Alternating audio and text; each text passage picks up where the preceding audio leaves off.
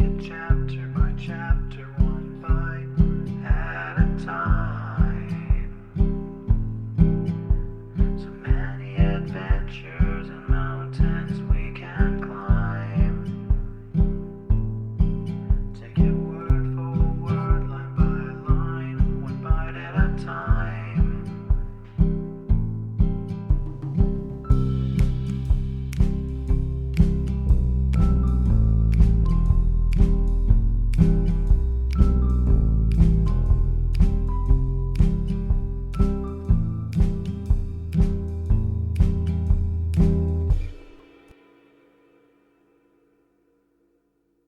Welcome to Bite at a Time Books, where we read you your favorite classics one bite at a time.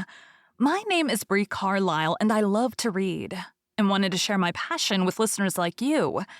If you want to know what's coming next and vote on upcoming books, sign up for our newsletter at biteatatimebooks.com. You'll also find our new t-shirts in the shop, including podcast shirts and quote shirts from your favorite classic novels. Be sure to follow my show on your favorite podcast platform so you get all the new episodes.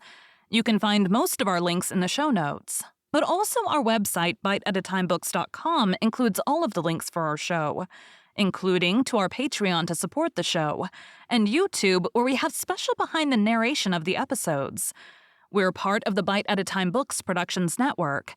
If you'd also like to hear what inspired your favorite classic authors to write their novels, and what was going on in the world at the time, check out the Bite at a Time Books Behind the Story podcast, wherever you listen to podcasts.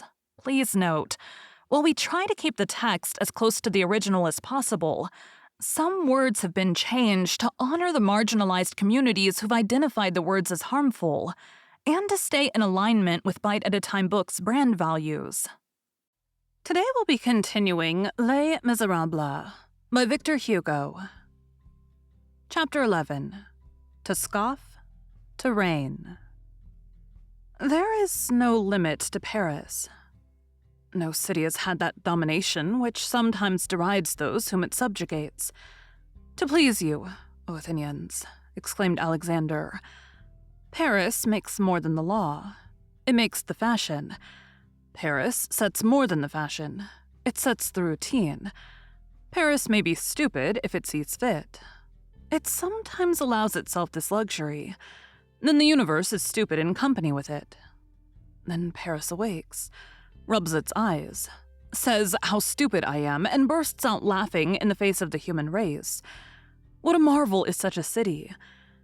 It is a strange thing that this grandioseness and this burlesque should be amicable neighbors, that all this majesty should not be thrown into disorder by all this parody, and that the same mouth can today blow into the trump of the Judgment Day, and tomorrow into the reed flute. Paris has a sovereign joviality. Its gaiety is of the thunder, and its farce holds a scepter. Its tempest sometimes proceeds from a grimace. Its explosions, its days, its masterpieces, its prodigies, its epics go forth to the bounds of the universe, and so also do its cock and bull stories. Its laugh is the mouth of a volcano which spatters the whole earth. Its jests are sparks. It imposes its caricatures as well as its ideal on people. The highest monuments of human civilization accept its ironies and lend their eternity to its mischievous pranks. It is superb. It has a prodigious 14th of July which delivers the globe. It forces all nations to take the oath of tennis. Its night of the 4th of August dissolves in 3 hours 1,000 years of feudalism. It makes of its logic the muscle of unanimous will. It multiplies itself under all sorts of forms of the sublime.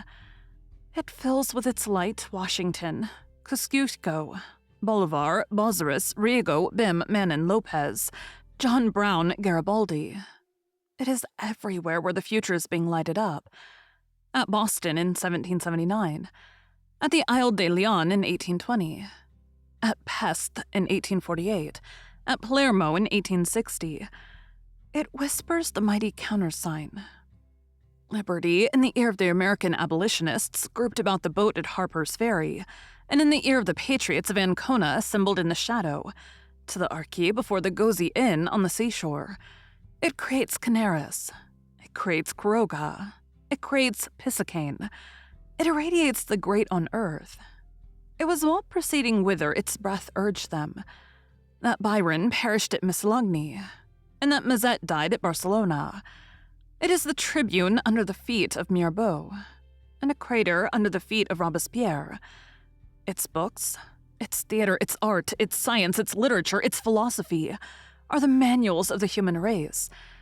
It has Pascal, Regnier, Corneille, Descartes, Jean-Jacques, Voltaire for all moments, Molière for all centuries. It makes its language to be talked by the universal mouth, and that language becomes the word. It constructs in all minds the idea of progress.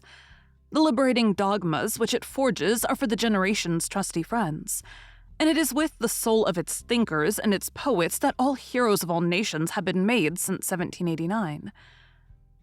This does not prevent vagabondism, that enormous genius which is called Paris, while transfiguring the world by its light. Sketches in charcoal Bouganier's nose on the wall of the Temple of Theseus, and writes Credeville, the thief on the pyramids. Paris is always showing its teeth. When it is not scolding, it is laughing. Such is Paris. The smoke of its roofs forms the ideas of the universe, a heap of mud and stone, if you will. But above all, a moral being.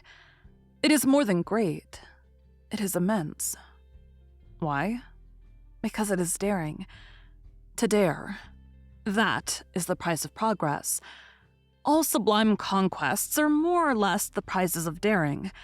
In order that the revolution should take place, it does not suffice that Montesquieu should foresee it, that Diderot should preach it, that Beaumarchais should announce it, that Condorcet should calculate it, that Aret should prepare it, that Rousseau should premeditate it. It is necessary that Danton should dare it. The cry, audacity, it is a fiat lux. It is necessary for the sake of the forward march of the human race that there should be proud lessons of courage permanently on the heights. Daring deeds dazzle history and are one of man's great sources of light. The dawn dares when it rises.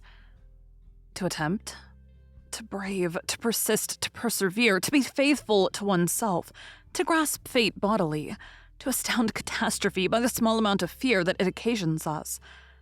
Now to affront unjust power. Again, to insult drunken victory, to hold one's position, to stand one's ground. That is the example which nations need. That is the light which electrifies them. The same formidable lightning proceeds from the torch of Prometheus to Cabron's short pipe. Thank you for joining Bite at a Time Books today, while we read a bite of one of your favorite classics. Again, my name is Bree Carlile, and I hope you come back tomorrow for the next bite of Les Miserables. Don't forget to sign up for our newsletter at biteatatimebooks.com and check out the shop. You can check out the show notes or our website, biteatatimebooks.com, for the rest of the links for our show. We'd love to hear from you on social media as well.